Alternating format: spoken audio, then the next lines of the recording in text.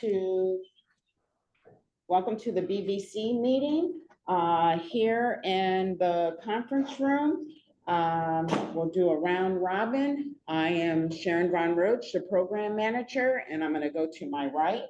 Nicole Green, Business Services Supervisor. Sharon Jefferson, Financial Service Technician. Raven Everett, the intern. I'm Bimi Sola, Individual Ali Program Monitor. Elijah Joan Program Monitor. Okay, and on the phone. Jesse Pettaway Brooks.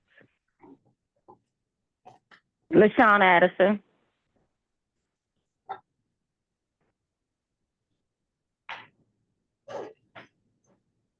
Okay, we have Ms. Bolden and Mr. Cruz and Mr. Henderson, who is trying to reconnect. All right, well, welcome everyone. Jesse Pettaway too. Yes. Okay, so we're going to start off just with a couple of reminders, then we'll go into the agenda specifics that were forwarded to me. Just a reminder that on this Friday from 11 to 1, we will be conducting the BVC nomination election, in which the Metropolitan Washington EAR will bring the sealed election ballots that they have received, and they will open them and we'll tally them up. You all received the package that was sent out. You can either come or you can connect virtually. The next reminder is about the shutdown ending and just making sure you're working with your program monitor to ensure that you're back up to speed and running. And that might be it. Okay, so the first agenda item reads, basically, can you, well, it says money coming out of vending unassigned to correct an error. Does anyone want to elaborate on that? Well, I do. This is Marie Bolden speaking. That appears to me as being an honest mistake on the part of the third vendor. And that mistake was, the vendors has nothing to do with it. I don't think we have anything to do with that. Now, Ms. Von Roach, you know, we had a hard time when it was COVID, and we came back to work, and we had been trying to get back to the point that as best we could. Now we had to shut down. Now, some of us not making any kind of money or anything. We're using our personal money to buy products for our store and pay our payroll. Some of us are doing it. So for these reasons, I don't see us paying any kind of money to make up for the error that was made. We, you know, we tried to work hard. The vendor, I assume, is Miss Wright, Cole Wright. She has 3 or 4 places already. And now this other building comes in to play for her. I don't feel that I should take, or any other vendor should take their money and pay that $22,000, whatever it is. We trying to struggle now. Miss Wright is not struggling, not at all. But us who go work and run in the snack bars, we struggling trying to make it. I don't think, you know, like I said now, my store has not made anything hardly. And I'm taking my personal money. Now you're saying you want to make up a $22,000 error that was there. I don't think that we should have to pay this. Not at all. Not at all. I think, okay, it was an error made. I think what it should be done is, starting in January, give Ms. Cole from that building, the vending commission from that building. We all benefited from that money. We got part of it. We paid taxes on that money already. So what do you do in a case like that when we done paid taxes on that money that was given? So, I'm just saying, I don't think any vendor should have to pay this money to Ms. Cole or anyone else. You should wait, starting in January, let the vendor have whatever's supposed to come from that building, and that's it. It shouldn't be made up. I don't think it should be made up at all. Not at all. Okay, well, thank you for expressing your feelings. I'm glad that Could I add something to that, Ms. Von Roach? We voted as the BVC and the vendors at large on that situation, and we voted that we shouldn't have to pay. The third party that made the mistake should pay for their mistake and not us. So we haven't heard from you guys after we voted on it and submitted our response to you guys. So we don't think we should pay for it. So it's in y'all court now. Turn right onto Rosedown Road. Okay, thank you again. I'll just throw out this example, and then I'm going to turn it over to Nicole Green. Think about this example. If your bank gave you some money that you knew you weren't entitled to, they would want to recoup that. And you knowing what your balance is, you know that doesn't belong to you. So that's kind of the premise here. But I'm going to let Nicole Green get into the details of the repayment process. Excuse me, before Nicole starts. Good morning. I just want to name the two people that just joined. I have a caller ending in 9730. That's Mario. I called to somebody to come to. That's Mario again. Okay, thank you. And then I have a caller 2138. Yes, that's me, Jerome Walker. Good morning. Apologize for being late. Thank you. All right, go ahead, Nicole. Sorry.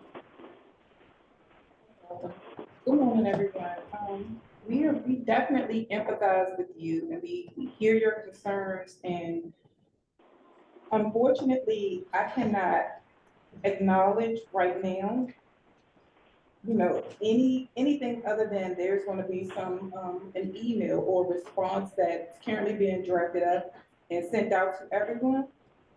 So again, we empathize with you, and unfortunately, we don't have any other, or I don't have any other further discussion on this topic right now. But after this meeting, you'll all receive an email follow-up.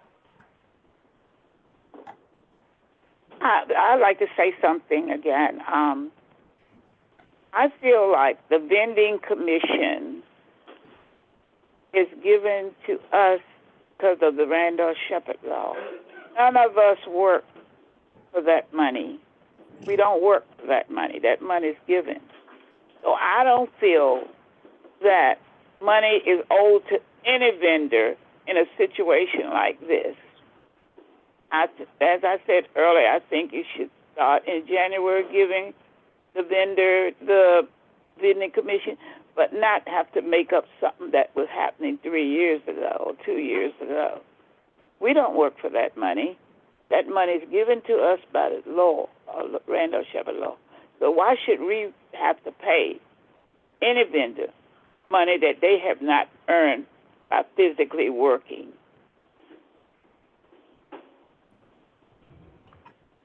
Okay, And may I say something? This is Jessie Cutaway Brooks. yes. Now, when this money was given out to these vendors, that money was supposed to be decided by all vendors what was done with that money, but that what didn't happen. So, in the first place, some people got that money without the participation of all the vendors. Like Marie said, we don't work for that money. So that money was supposed to be decided upon what to do with that money by all the vendors. And that did not happen. I've been in this program longer than anybody. I get less from this money than anybody. Think about it. Do you all think that's right? I get less than $1,000 a month. Do any of you think that's right? Unfortunately, that money was misallocated or misidentified as unassigned because how it was identified on the reporting. So that money was intended to be assigned to the participant. And so again, we empathize with you all, but no difference than if we would have went through the same process to recoup that money to make certain that we right-sized it for you. So unfortunately, it was beyond our control. It was before myself, and we're trying to do what's right. So moving forward, we're only trying to do what's right. Okay. Okay. Thank you for sharing your sentiments. We'll move on to the next agenda item and the Switzer building. Could you expand or expound on that? Oh, we wanted to talk about Mr. Henderson. He's still having a lot of problems over there at the Switzer building, such as getting himself set up to be able to run his store the way it should be run. He doesn't have the equipment that, but Mr. Henderson, would you just go ahead and tell us what's happening with you? Okay.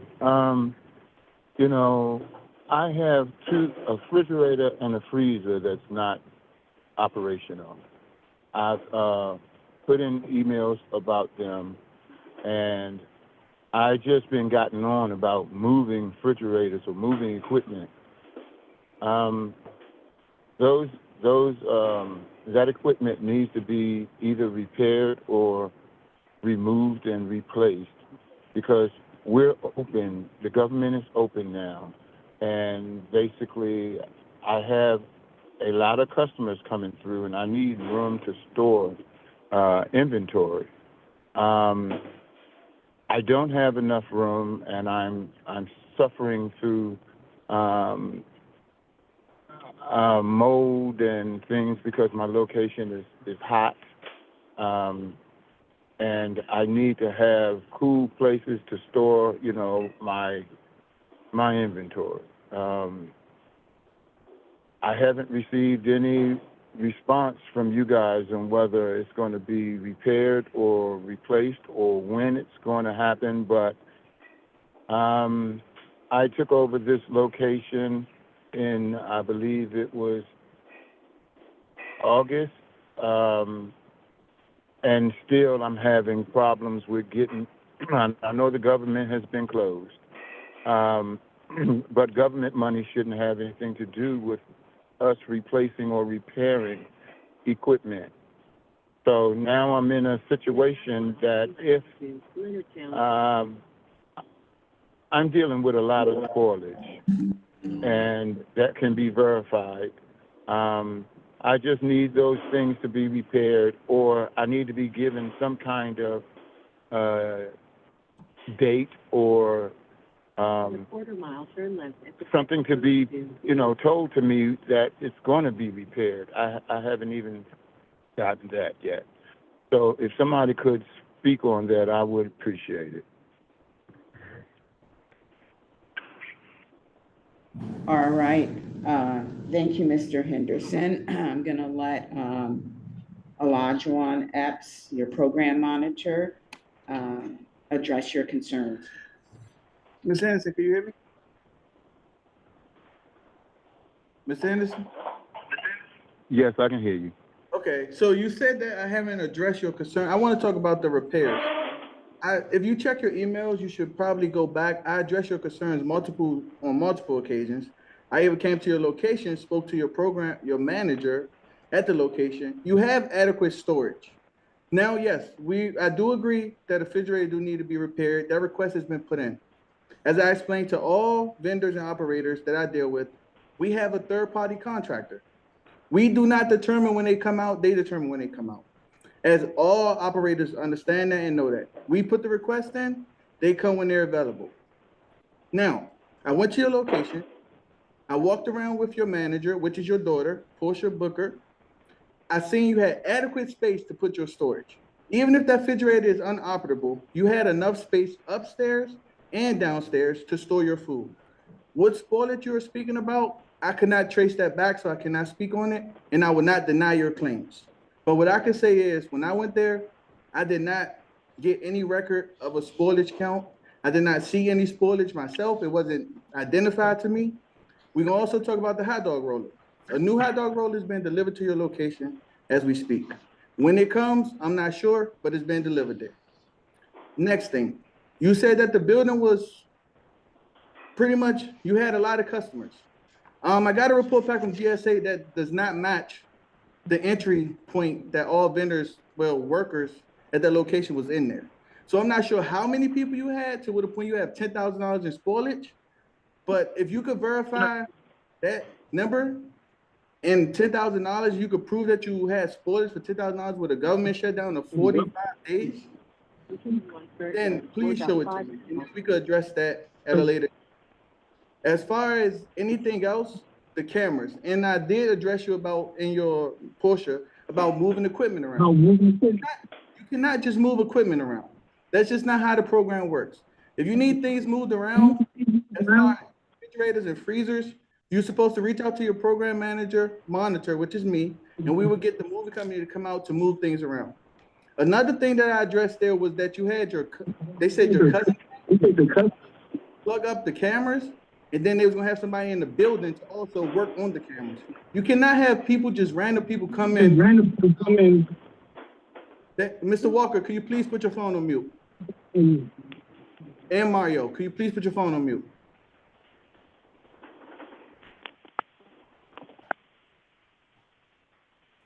So, Mr. Henderson, if you could readdress the issues and let me know what did I miss. I sent the email out to you, and I also spoke to your manager about these concerns. The concerns that you presented right now in this BVC meeting does not match what was there, what I verified with my own eyes and with your manager at the time that I went to the building. So can you please help me understand what I'm missing compared to what your manager reported to me and what we're seeing on scene and what you're speaking about now? Okay. So I will get with you sometime today, and I will send you an email or talk to you on the phone about it, if you like.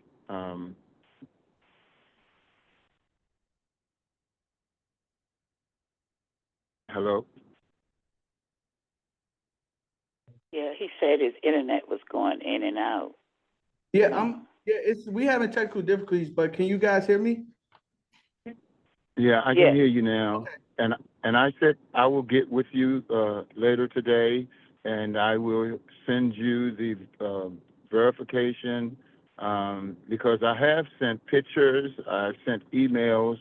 I believe you were out at the time, and you haven't gotten back with me on those things. So, but I did send it, and I will resend it if necessary. Okay, yeah, if you sent this, I just got back in today. So I'm not sure, but I will check my email.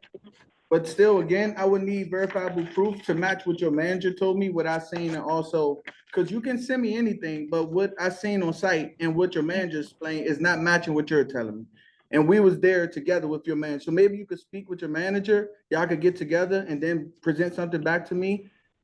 And also I was on site, so I know that you have adequate storage. You can also send pictures of every storage, refrigerator, freezer, and things that you have there to also show that you don't have enough storage there. To further those claims that you're making, that you don't have space, and that led to your spoilage. Well, if you've been out, Mr. Epps, you couldn't possibly see or determine whether I have adequate storage. You have to look at the numbers that I have coming in every day, which I can show you those. I can show you the pictures of spoilage that deal with my pastries and bread and a lot of pastry, a lot of bread. And basically, I don't have storage for them. So if you could come down to the location, I can better show you what you obviously aren't listening to. So.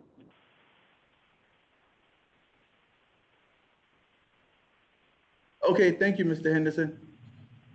You're welcome. Okay, so the two of you will connect again and go through this in more detail. Okay. All right, the next item on the list is, it says, when is the scheduling of the BVC meeting? Can you expound? Yes. I thought the BVC meetings are scheduled every quarter. Have you changed, did you change that? No, the BVC meetings, as I expressed in the last meeting we had, are every other month, and the VAL meetings are every other month. Well, somehow I missed that. Okay, no problem at all. And yeah, and Charlisa Payne, she's been so gracious to set these up well in advance. Like this one right here was set up back in August. And so she sends out all of the pertinent information at that time. But yeah, the bottom line is, like say, for example, we're having the BVC meeting this month. We won't have the VAL meeting this month. It'll be next month. Ms. Von Roach, this is all the more reason that we should have our material or whatever in a format that we can handle. I have to rely on my emails going to someone else to tell me this information. But I really wish that the agency would really work on giving us our material in the format that we have to have it in, so we can keep up with our own schedules and so forth and so on. Because I missed that, and about the every other month. And as I said, back in August, if I had my material and what I could function with, then I would know these things. Okay, thank you. Thank you. The next item on the agenda is who won the bid on the marine facility. So as you know, Jelani works hand in hand with the PNT. He's a member of that now. So I know Ms. Addison is aware of the awardees for the USMC opportunity, which won't actually commence until next year this time. But I'll just reiterate that initially there are 3 positions, and Ms. Beatty was awarded the general manager position. Originally, Mr. Hamid was awarded the assistant manager 1 position, and then Facile was awarded the assistant manager 2 position. Once these folks were notified of their awards and they accepted, then maybe like a couple days later, Mr. Hamid decided that he wanted to withdraw from his awarded position, which was Assistant Manager 1. And so what the P&T committee did was they just went down and selected the next person in line for that position, which is now Ms. Miles. So again, Ms. Beatty, General Manager, Ms. Miles, Assistant Manager 1, and Facile, Assistant Manager 2. Can you repeat that, Ms. Von Roach, please? Sure. Ms. Beatty was awarded General Manager because Mr. Hamid withdrew. Then Ms. Miles became the awardee for Assistant Manager 1. And then Facile is the Assistant Manager 2. Thanks. You're welcome. I have a question. This is LaShawn. So, Yes. being as though Mr. I just found out on Monday that he withdrew. So, wouldn't that move Mr. Facile up to manager, assistant manager 1, and Ms. Eunice assistant manager 2? Or it don't No. matter? No, we were looking, well, I shouldn't say we. The idea was to look at who actually had bid on what particular positions, and then that's how the next award was selected. Okay, I'll go back and look. Okay. Okay. All right, the next item, and Ms. Addison, I think this came from you. Could you expand on, you wrote point system call down. Okay, yes, so with the point system, when we were going over it, it showed that people were getting points for something they didn't do. Like, for instance, the employees. Okay, if you don't have any employees, then how do you get 5 points for that? And you can't say, oh, well, Monumental is like your employee. But you can't even have a conversation with Monumental. They won't even speak to us. They keep referring us back to BDS. So there's no way that can be our employee. And then it's several other things on there that people are getting points for that should not be getting points because they don't do those type of things. Okay. Thank you for your questions. And remember, the way that the current system is set up is that folks are typically, well, they start off with 40 points, you know, right, wrong, or indifferent. And I just want to share this initially, that I have been speaking with other state BEP directors and trying to get a consistent methodology for the way that we determine and distribute points on both ends, whether it's performance and or seniority. So I've been jotting down, you know, I don't want to use the word discrepancies, but points of contention. And I am looking at trying to make recommendations on possible changes going forward. And I know that Jelani has also been talking to, you know, you all that are in the P&T about this as well. So I'm noting what you're saying, and I'll be crafting something to present to the BVC. And I know, Ms. Addison, you're part of that, so that's good because you are the lead on the P&T.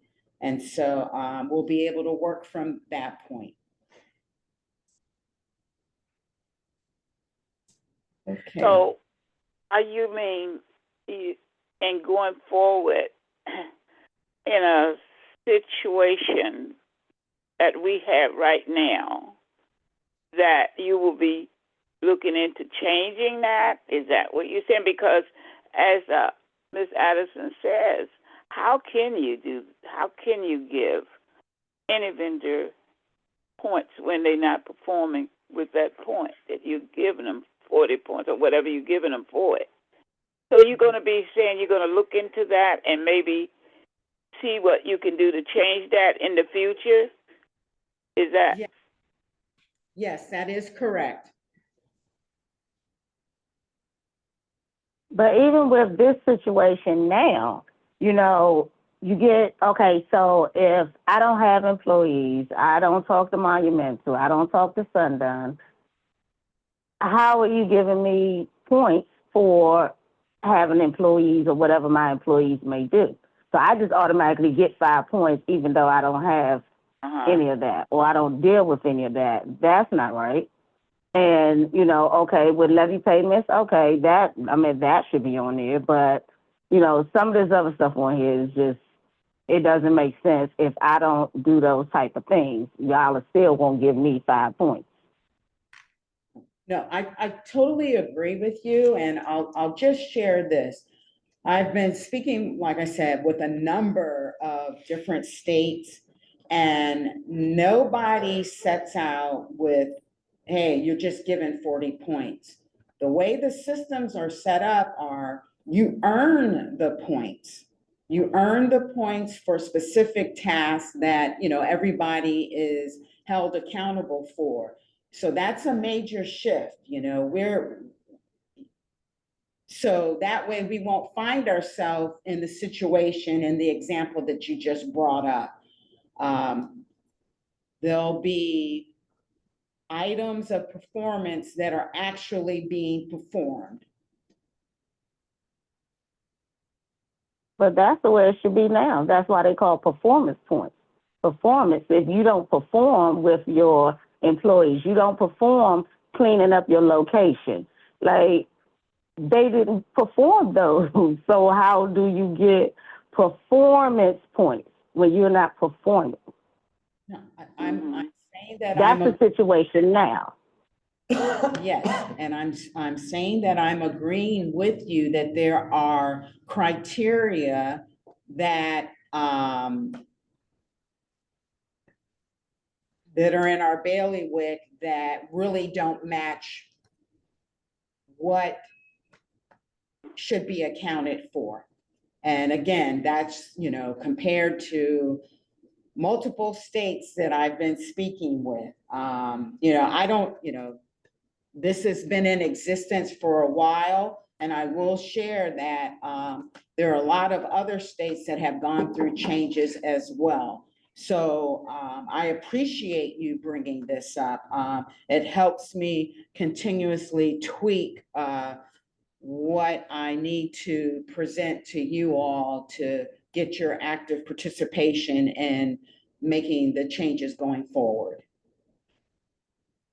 Ms. Van Rose, can I say something? Sure. This is Jesse. Okay, if you're not going to change that situation, I hear you saying you are, but if those people are not performing, people that are going out, participating, performing, the people that are not, they should be beneath all those other people that are performing. Their point should be below them because they're not doing anything but collecting and paying levy. Okay. When you have other people who get up out of their bed, rain, slime, feet of snow, and interact with their employees, make up orders, do reports. Some of these people are not doing anything at all. So they should not oversee people who are actually doing the things as performing. Okay, I'm noting this down, but you know, whatever system comes up, it has to be applicable to everybody across the line, you know. Okay. Okay. All right. There's one other item that we have on our end. And that is. Oh, I wasn't. The call down. We didn't go over the call down. Oh, I'm sorry. Go ahead. I'm sorry, y'all. I'm sorry. Okay, so with the call down that people have been giving me, well, vendors have been calling me about this call down that, not this last one, but the one before that, that was in May or June, when it was. They're having an issue with the way they were awarded and what they wasn't awarded and how other people were awarded locations, like we said before. So we had Mr. What's his name? Mr. Patton that had 2 locations already, but then he was awarded 2 more on top of the 2 he had.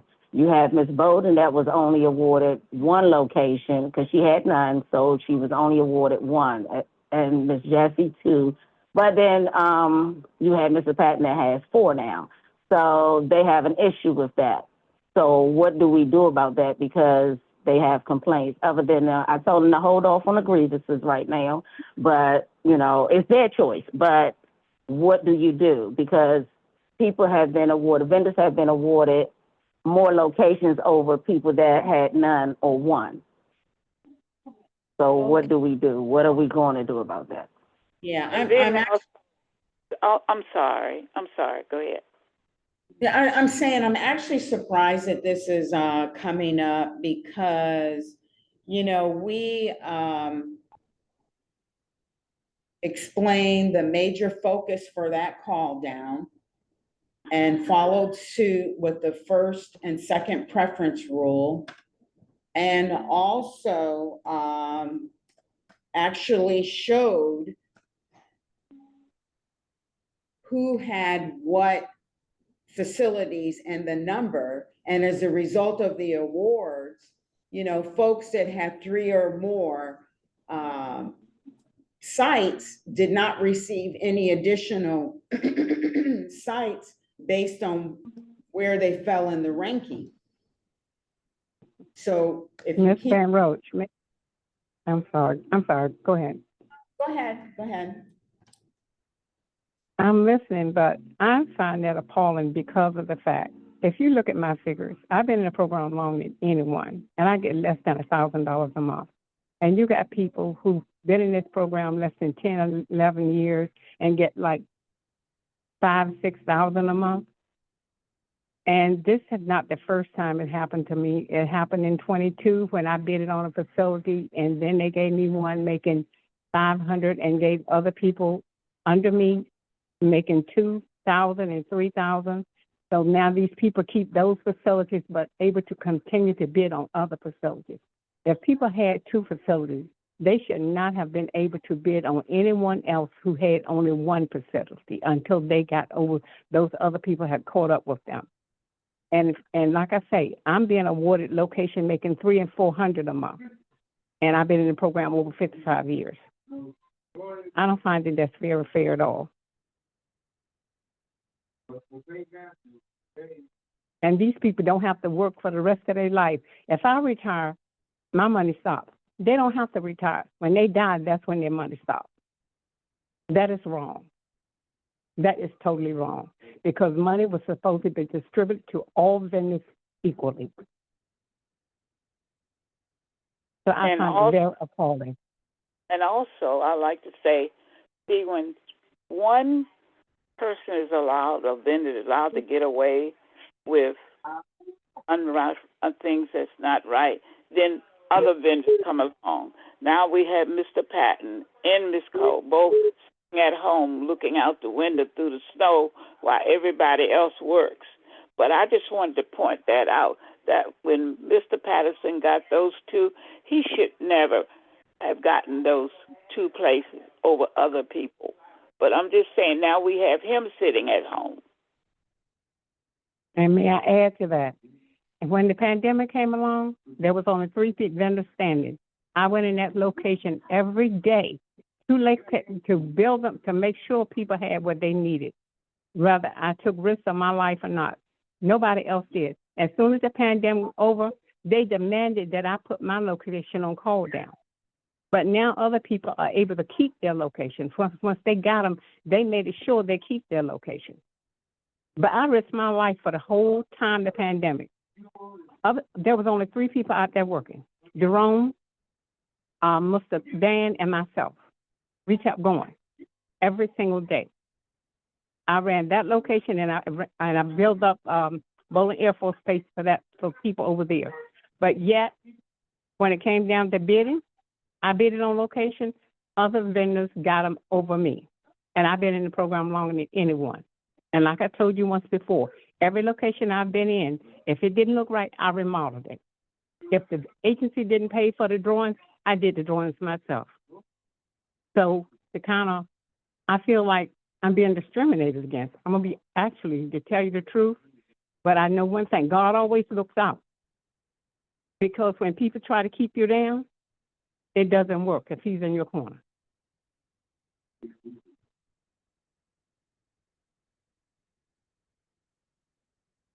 And I'm through.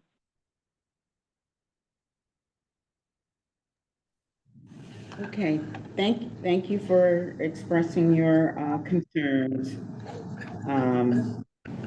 What I can say is, we followed the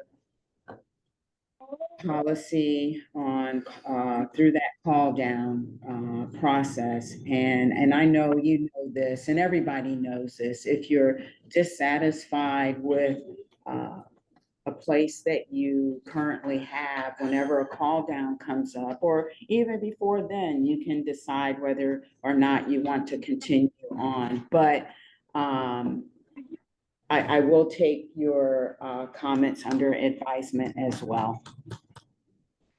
Ms. Von Roach, I want to ask a question.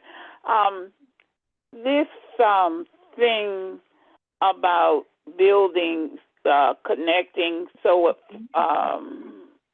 enable the vendor will receive the vending commission because that building is in proximity of mine or whatever. Is this written? Is it? I don't think it is. I think they did do it, but it wasn't put into policy. It wasn't passed. Now, it's as you all tell us on the call down, you can't do this and you can't do that because it's not written. Now we have a situation that I'm asking a question. Is it written that because you are so many blocks or whatever from another building that you deserve or should be getting the vending commission? Is that written anywhere? I know they probably did it at one time. I think, if I'm not mistaken, a committee was working on the policy and they had put that in there.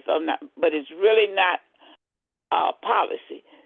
So is that written? I mean, with the call downs and everything, we'd be told that, oh, it's not written. It's not written. Now, is that written that vendor is so far, building is so far, and they supposed to get the vending commission from that, such as what we're into now? I just want to know, is it written?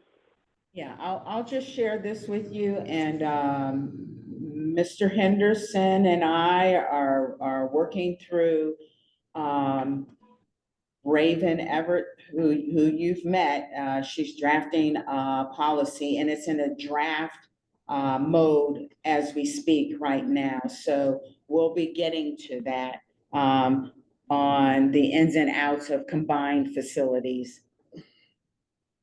Please do, Ms. Van Roach, because now when I was in State Department, some of my colleagues, they did not want me to have anything connected to state, and they got away with it. But now some of those same colleagues have got those locations. Now I'm at Bowling Air Force. I'm away from everybody, but yet people in the city have been able to come able and get the locations around Bowling Air Force Base. How fair is that to me? How fair is that to me? Yeah. Okay, well, we all know a lot of the policies are very, very old and not as concrete or comprehensive. And we are working towards improving them and also creating policy, i.e., I would say procedures as well that are very detailed. So it should minimize the ambiguity that, the program has faced for many years. But we But were even- told anything that was not written, the agency could not go forth with it. It has to be written. So I'm just saying, if as far as a building why can't it be done? I mean, you all can make the decision on the call downs and stuff on stuff that is not written. Why can't it be you make decisions on other issues that's not written? I mean, because it's not, as long, you all told us that as long as it's not a policy, you can't do it. You can't change it or whatever because it's got to be a policy. Well, we have a situation right now here where it's not written, to my knowledge, and approved. So we have to pay money. You make a decision, and it goes through that this is what we're going to do with you all. But and otherwise, we always told about if it's not written, it can't be done. Okay, as I stated, we are in the process of trying to get new policy and procedures and standard of practices put into place now. That's why we're working with Mr. Henderson to ensure that we can play catch up on all of the previously written drafts that were never approved, so that we can rectify a lot of the misunderstandings and creating a solid foundation. I think Raven wanted to say something in regards to the policy. So we met on November 7th, and I briefly discussed the possibility of trying to make a list with the BVC and the policy committee, them to convene in order to do priorities, because I am only here until April, and that's almost half of the time that I have here gone. So I just wanted to try to prioritize, and if we can get another meeting set up, that would be greatly appreciated.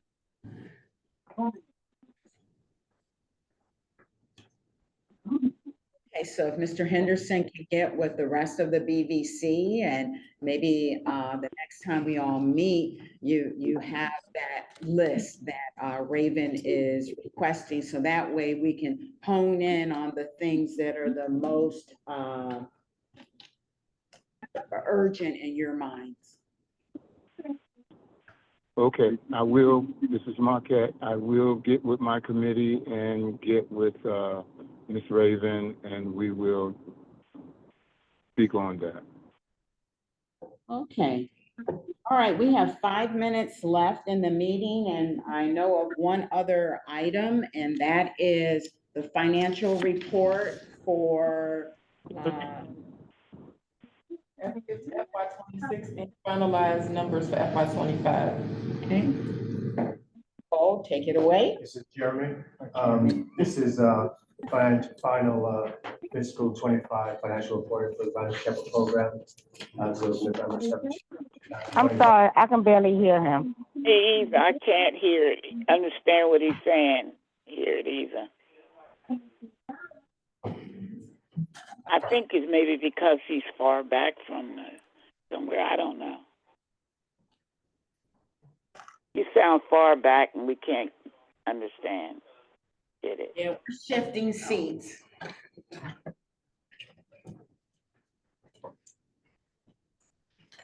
Can you hear me now? Yes, it's better.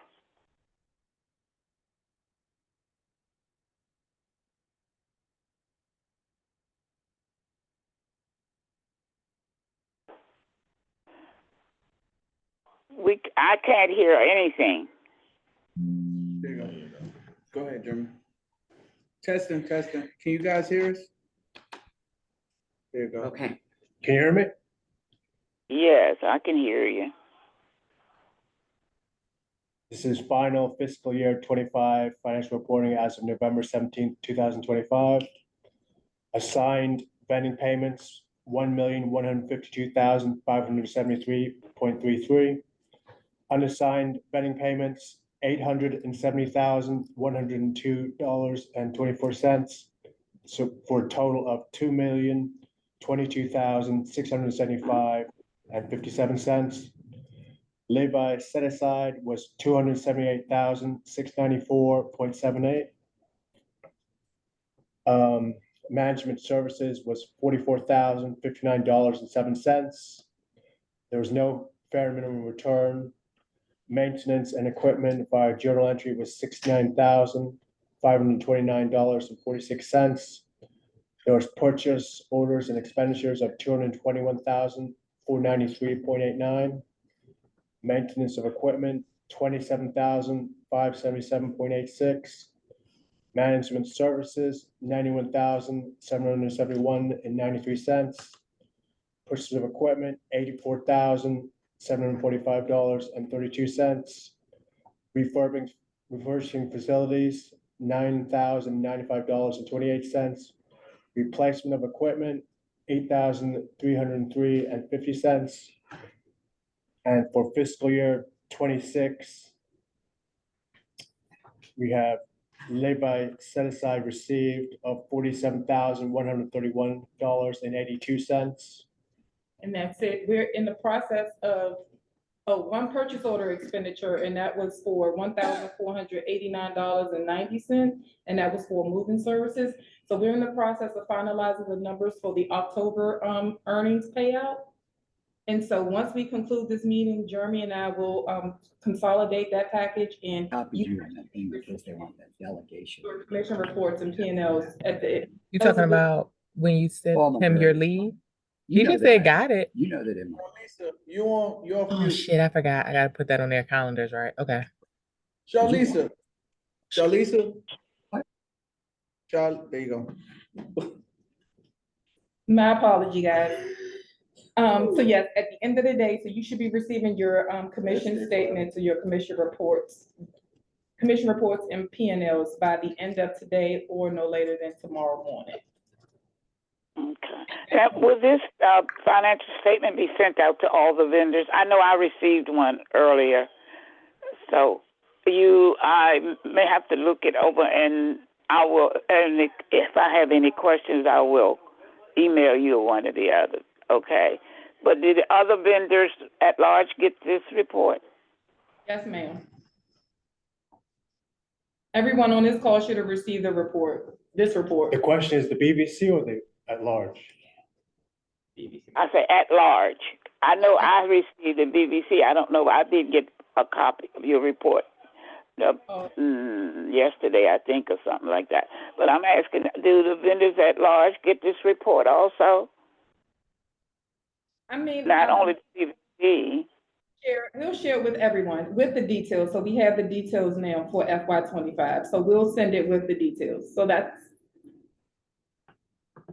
should be fine. You kind of smothered like Mr. Jeremy was, but can you repeat that? I said no. This information was only sent to the BVC, and if you guys would like for it to go out to the vendors at large, we will send it out with details. Because I know the last time. I think it should the vendors at large. They, this concerns them and their money too, or what have you. They should know where it's going. All vendors should. So I think it would be nice if you would send it to all the vendors, not just the BVC. I mean, unless you want us to give them to the vendors. Yes, please. Yes, so when I send it to you, you can please feel free to forward it forward. I don't understand what you're saying. What did you say? Ms. Bowden, can you hear me? I just repeat for her. So she said, once she send it out to you guys, to the BVC, you guys can send it out to the vendors at large.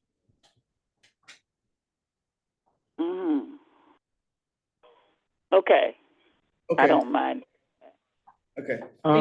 This is Marquette. Can I ask a question? When it comes to management services, we were told that we're supposed to get 100% of our unassigned, but there has been a long time that I have seen management services on the report, and basically things were taken out of our unassigned before last quarter or quarter before. And is it possible for us to get it in writing about the management services and what's supposed to be taken out and what not supposed to be taken out, and how long it's been, things been taken out like travel and hotel stay and things that were taken out before and that is no longer being taken out, and how long it has been taken out. And we need to be brought up to date on that. Thank you for your response. It's just the way the funding, the way the money is categorized. It's just one pot of money, but it's segregated from levy and commission. So there was no travel or no other expenditures deducted from the commission money. Everything that you guys received is what was on hand at the time and paid out. Now, levy set aside is where we deduct or we pay out travel reimbursements and things of that sort. So there was not a time where money other than commission and unassigned was assigned commission and unassigned commission was paid from the third party earnings that was submitted to us.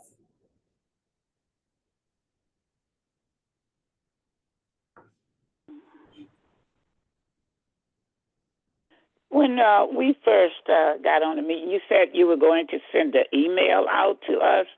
Can you tell me what that email was as far as this money being taken out in January? Did I hear you say we will be getting an email on it or something? Yes, ma'am. Just with the details. The last time we met, you guys asked for details of how these management services categories or maintenance of equipment and what was actually expended or what was paid. And so we've since revised the file to indicate for each category what was paid out, what services were provided. Now, when I'm talking about the $1,200 or whatever it is, did you say you're going to send an email out on that? Yes, Did I miss? Yes, ma'am. So shortly after this call today, we'll be sending out, drafting up an email response to your response to have a meeting, or your response to your email notification sent to us regarding what we discussed in the BVC, or what email went out to the BVC. So we're going to have to, we have no choice, and rather we want to pay this to $1,000 and something. We have no choice. You all will just be taking it out of our unassigned our pension when we get it.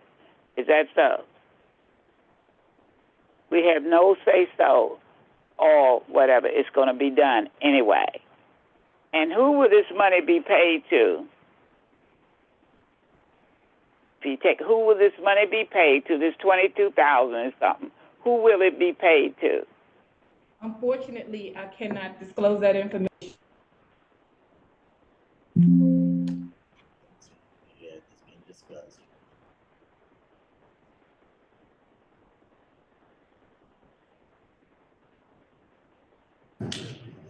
Yeah, unfortunately, I can't disclose that information right now. We're working behind the scenes to provide you with a clear response, so that way you'll know next steps. Yeah, because I think that if you're going to take my money, then I should know where it's going or who it's going to. I think every vendor should know that, not just take it and not say where it's going or who it's going to. We need to know. We should know. Okay. Thank you for that. Thank you. All right, well, that concludes the meeting. Thank you all for attending and have a wonderful day. You do the same, Ms. Von Roach. Thank you. Y'all have a good day as well. Have a good day. Have a good day.